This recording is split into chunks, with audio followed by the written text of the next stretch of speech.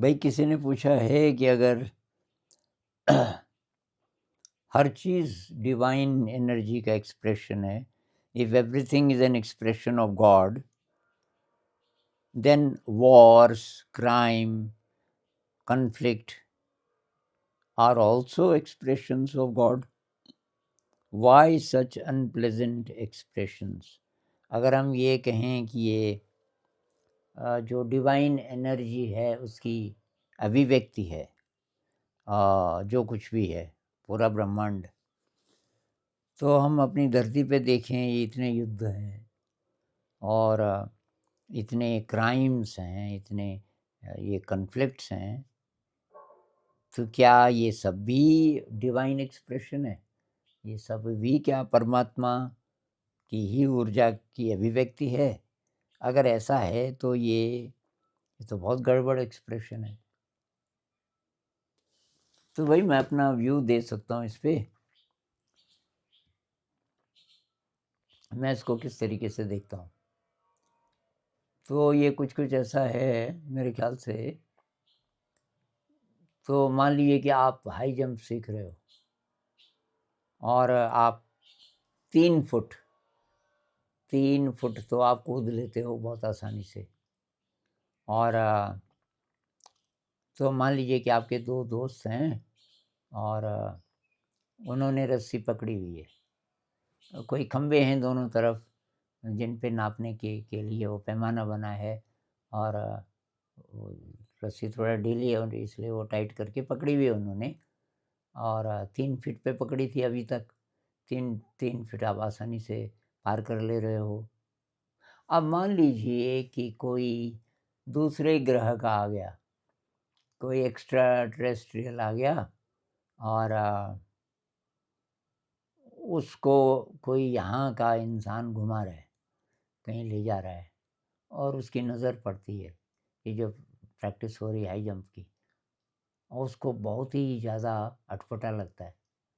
तो वो जिस आदमी के साथ है वो आदमी इसी धरती का है, वो उसको बोलता है कि 1 मिनट मुझे ज़रा देखने दो क्या हो रहा है। अब आप बोलते हो भाई 3 फीट तो कुछ भी नहीं है, ऊपर बढ़ाओ इसको, इसको पकड़ो 3.5 फीट पे। अब 3.5 फीट पे आप कूदने लगे, अब नहीं कूद पाए। अब आपको चोट लगी तो अब ये पट्टी पुट्टी थोड़ा की, आपकी दवाई की, और वो देख रहा है, जो एलियन कह लो, चलो एलियन अच्छा शब्द नहीं है वैसे, पर फिलहाल क्योंकि एलियन से ज़्यादा परिचित हैं लोग इस शब्द से। या तो ईटी बोल सकते हैं, एक्स्ट्रा टेरेस्ट्रियल, चलो मैं ईटी बोलता हूँ। तो ईटी देख रहा है कि इस बेचारे की हालत ख़राब हो गई जो कूद रहा था। अब वो लेकिन फिर खड़ा हो गया और अब बोल रहा है कि ज़रा सा नीचे कर दो, 3.25 पे कर दो। फिर कूद रहा है, फिर गिरता है और फिर उस पे चोट लगती है, थोड़ा ये यहाँ भी कट जाता है। अब वो ये सोच रहा है कि ये इसको परेशान कर रहे हैं, ये पनिशमेंट है इसके लिए कि तू कूद। इसके साथ बहुत ज़्यादा निर्ममता का व्यवहार किया जा रहा है और कोई बचाने वाला भी नहीं है, क्योंकि ये जो 2 लोग हैं, ये इन्होंने रस्सी पकड़ी हुई है, कुछ और लोग हैं दूर से देख रहे हैं और वो मज़ा ले रहे हैं। ये कैसा अन्याय है? तो वो ऐसा क्यों बोल रहा है? क्योंकि उसको पूरी बात का नहीं पता कि ये हो क्या रहा है, पूरी बात का नहीं पता। यही है। अब इसको आप स्केल अप कर दो। ये जो रस्सी कूदने की घटना है, एक इंसान की बजाय अब 8 बिलियन हमारे प्लैनेट पे है ना, 8 बिलियन लोग जिस तरीके से रह रहे हैं और जिस प्रकार की चोट उनको लग रही है,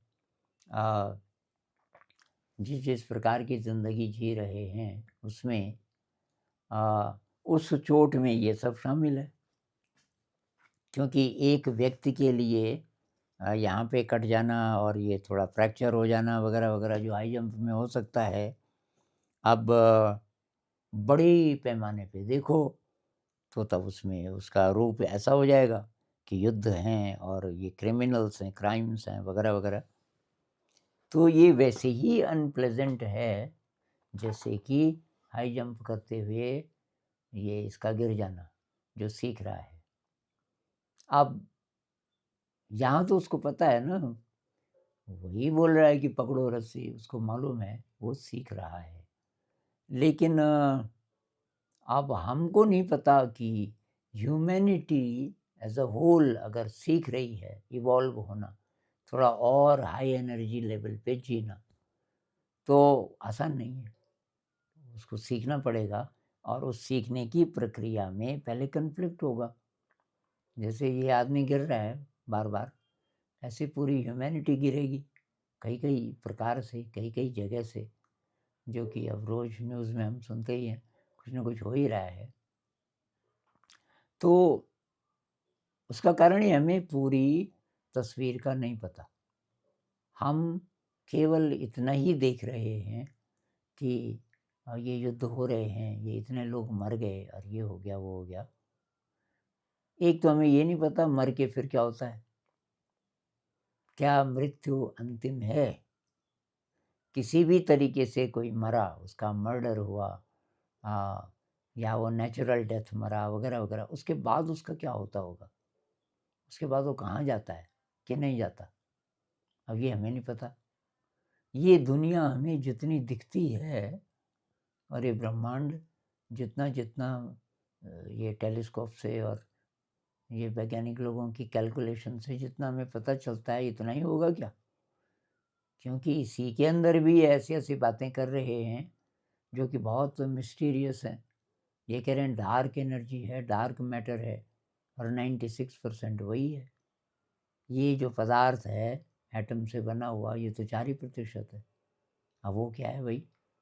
डार्क मैटर, डार्क एनर्जी क्या है? उसके होने से इस मटीरियल अ, रियलिटी पे क्या फ़र्क पड़ता है? हमें नहीं पता। क्या दूसरे डिमेंशन हैं? ये कई थ्योरीज़ है ना, पैरेलल यूनिवर्स और वगैरह-वगैरह, या दूसरे डिमेंशन। डिमेंशन का मतलब इस मैटर से नहीं बने हुए किसी और, जैसे योगानंद जी बोलते हैं ना, आपने वो किताब पढ़ी होगी, ऑटोबायोग्राफी ऑफ अ योगी। उसमें वो बात करते हैं कि एस्ट्रल जगत हैं बहुत सारे, जो दूसरे मैटर से बने हैं, इस एटम वाले मैटर से नहीं, दूसरे मैटर से। और हमारी भी एस्ट्रल बॉडी है।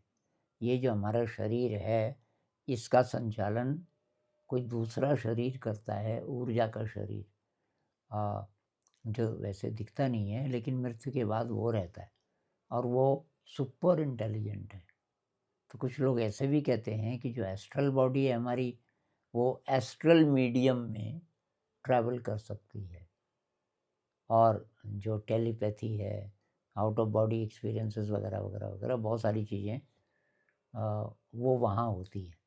हमारा जो, कुछ लोग सूक्ष्म शरीर भी बोल देते हैं उसको, कुछ लोग एस्ट्रल बॉडी बोलते हैं, कुछ एनर्जी बॉडी बोलते हैं, पर कुछ है जो कि मृत्यु के बाद भी ज़िंदा रहता है।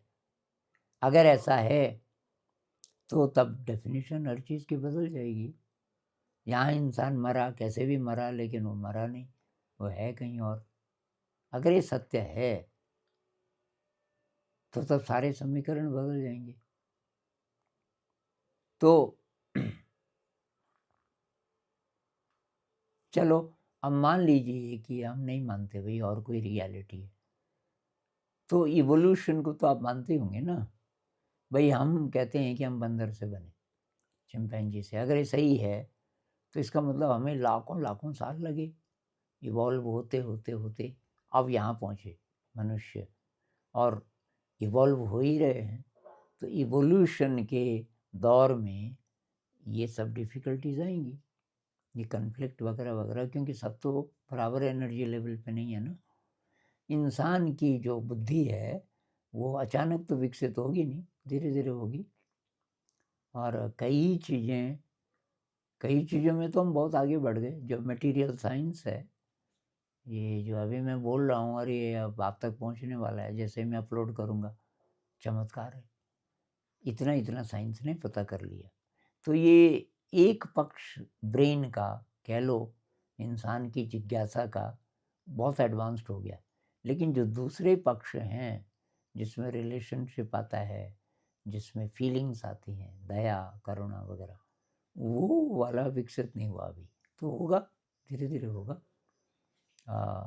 इंसान सीख रहा है बहुत तेज़ी से, बहुत तेज़ी से, और गड़बड़ भी बहुत हो रहा है, लेकिन नया भी बहुत हो रहा है, और सीखने की रफ़्तार भी बढ़ रही है। और मेडिटेशन लोग ट्राई कर रहे हैं, पूरी दुनिया में ध्यान करने वालों की संख्या बढ़ती जा रही है। तो सब तरीके के फोर्सेस काम कर रहे हैं, और मेरे ख्याल से पूरी मनुष्य जाति धीरे-धीरे इवॉल्व हो रही है। लेकिन ये अभी ये जो गड़बड़ है ये चलता रहेगा, धीरे-धीरे करके ख़त्म होगा। नमस्कार।